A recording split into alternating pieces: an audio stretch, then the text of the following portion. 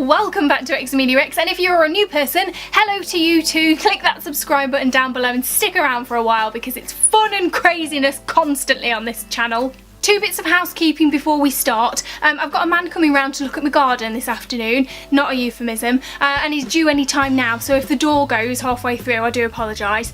And also I have two giant spots on my face that seem to be getting bigger by the minute, so I assume that by the end of this video they will have taken over my entire face, but if you could just try not to look at those, just listen to the words that are coming out of my mouth, that would be brilliant. I've got my raspberry green tea because I think it's going to be a bit of a chatty one. This is a video that you guys have been asking for a while, because it was probably about a month ago I did a digital detox. So from Monday to Friday I didn't go on social media apart from what I needed to for my actual job, because I do this full time, so it's pretty difficult to ignore social media.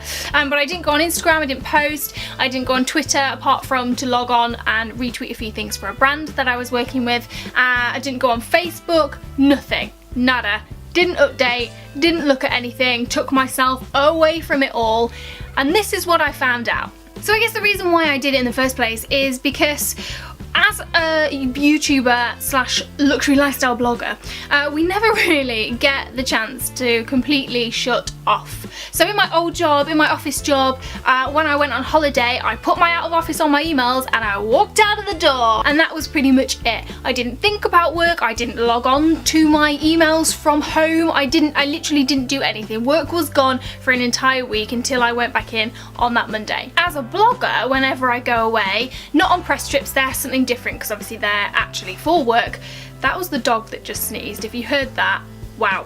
Press trips don't count, they are actually work, but when I go away with Joe and we have our lovely week away, relaxation holidays, again, he switches off from his job, he puts his out of the office on, he veggies for the entire week, but I am still technically working because my work is social media, and I'm Instagramming while we're away. I normally review the hotel if we've picked a good one, so I'm taking blog pictures, I'm vlogging because you guys always want to see what I get up to on holiday, and while I enjoy doing that, and the reason why I do it is because I love it, if that makes sense. I'm not complaining.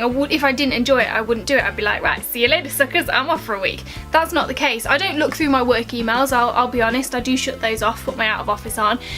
But I do constantly still work because social media is my job, so I'm never really switched off from it. Don't get me wrong, I wouldn't do it if I didn't enjoy it, and I do enjoy it, but I wanted to do this experiment to see just how I would cope if I did completely cut myself off from social media for a week. So the first thing I noticed was just how difficult it was to find a week where I was going to be able to do this, where I didn't already have some kind of commitment with a client that enabled me to just switch everything off and bugger off for a week. So I was still writing blog posts, editing videos, doing all the day-to-day stuff with my job, but I just wasn't engaging on social media or looking at social media or spending any time on social media. I deleted all the apps, deleted them off my phone so I wasn't even tempted, and I even deleted my emails off my phone so I wasn't tempted to answer those and work late into the evening. If I wanted to do them, I had to log on to my laptop. So the next thing I found was that it was actually really difficult for me to get up in the mornings. I am not a morning person. I'm not one of those people who jumps out of bed, smashes some avocado on toast and then legs it to the gym for a 6 AM spin class. I really struggle, and I do spend probably the first half an hour when I've woken up looking through my phone, answering your tweets, answering comments on Instagram, looking through Snapchat, starting my emails, just to get me into the mood where I'm physically able to get out of bed because my brain is now switched on. So I find it really difficult not being able to look at my phone and wake my brain up by actually engaging in something on social media. So yeah, that really didn't work for me. That made getting up in the morning 10 times more difficult. I also felt a little bit lonely in the day. I guess this probably wouldn't be a thing for people who don't work for themselves. If you're working in an office, obviously you've got people around you, but when you're working for yourself, when it's just me and the dog, it's quite nice to have people to chat to on Twitter and engage with on Instagram and on Snapchat. It's really nice. It kind of gives you that interaction that you don't get when you're working on your own. The other thing that I felt was massive anxiety because I knew that you guys were probably talking to me on Twitter and on Instagram and on Snapchat, and even though I had a little banner that said I'm on a digital detox, that's really hard to say when you've got teeth as big as mine. Digital detox. Even though I had a banner saying that I was on a digital detox, I was worried that you guys might not have seen it and then were thinking, oh my gosh, she's not replying, she's so rude. And that really stressed me out. It stressed me out a lot, not being able to reply to you guys and knowing that you were talking to me, and you were. When I logged back on, I had so many replies and mentions on Twitter, and I just thought, oh my god, you must have thought I was so rude. So yeah, that is probably another reason why I check my phone so often, because I don't want you to think that I'm ignoring you. A good thing though is that I found that I dropped off a lot easier, like I slept a lot better, because normally I struggle with my sleep anyway, but when I'm struggling with my sleep I stupidly reach for my phone and scroll through Twitter or scroll through Instagram or have a look on Blog Lovin' or something, which I know is really bad because the blue light obviously keeps you awake, but that's what I do, that's my habit. So it actually really helped me with sleep, because when I was lying awake still in bed I was thinking, oh, I'll just have a scroll, oh no wait, no I can't, okay fine, I'll lie here for a little bit longer and then I won't get to, and then I dropped off. So it just shows you that you shouldn't be using your phone before bed, but also that social media can actually impact basic functions like sleep. I really miss knowing what you guys were doing and what other bloggers were doing and just what everybody was doing. I felt really out of the loop, and that upset me a little bit. I wanted to know more,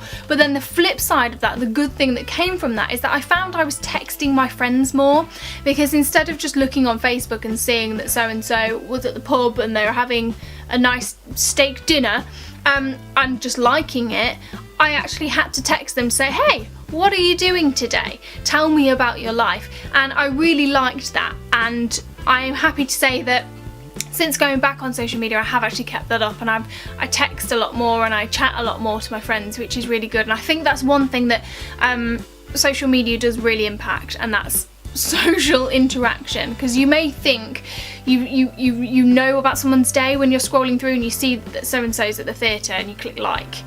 Amazing, but it's not the same as having the conversation of, what did you do this weekend? Oh, I went to the theatre. Oh, amazing, what did you see? Went to go and see Matilda. Was it good? Yeah, it was amazing. It's not the same, even though you feel like you've had that interaction, you really haven't. And another positive thing is, of course, I got more done, because I procrastinate sometimes, doesn't everybody? And when I'm writing blog posts or editing, it's hard slog sometimes. You're there fixed on one task for a long time, and my mind drifts away and I think, oh, I'll just have a quick look on Twitter, oh, I'll just have a quick scroll down Instagram, oh, I'll just do a Snapchat. And yeah, it just helped me focus a lot more when I wasn't constantly checking stuff, so that is really positive. So I've kind of come out with a bit of a wishy-washy kind of feeling towards digital detoxes. I kind of thought I would come out the other end thinking, oh my god, it was the best thing ever, or oh my god, I absolutely hated it. But I've just kind of come out knowing what I know already, that we do get so obsessed with social media, and while it's great in some respects, we should probably cut down a little bit. I should probably cut down a little bit. I shouldn't stress as much about what's going out there, even though it's my job and I'm a massive perfectionist. I should probably let go a little bit and not get so stressed about what I'm putting up and when, especially when I'm on holiday or taking some time off or at the weekend or in the evenings. I think digital detoxes are a great idea, and I urge you guys to do it, even if it's just for one day or an evening or a weekend. Take yourself away. You don't have to delete the apps, you can just put them in a separate folder on a different page of your iPhone or something,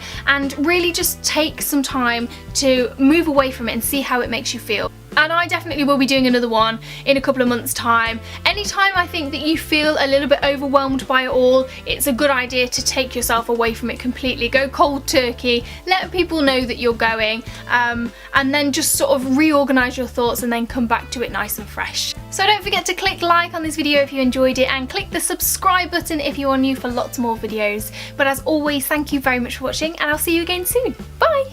About 6 months ago, I put up a picture on my Instagram of me in a bikini, looking a little bit heavier and then looking super slim and toned. A lot of people thought it was a weight loss post, but it was actually a photoshopped image that I'd done on my phone in about 3 minutes. We are bombarded with a lot of images online, and most of the time those images are pretty damn perfect. And it can be so difficult, even as an intelligent 27-year-old woman who works in social media, not to let those images affect you. We all know that photoshopping exists. It happens on billboards, in magazines, on TV, everywhere, but we kind of don't expect to see it on social media. So I wanted to show you just how easy it is to manipulate a photo on and out on your phone and how quickly you can get it done.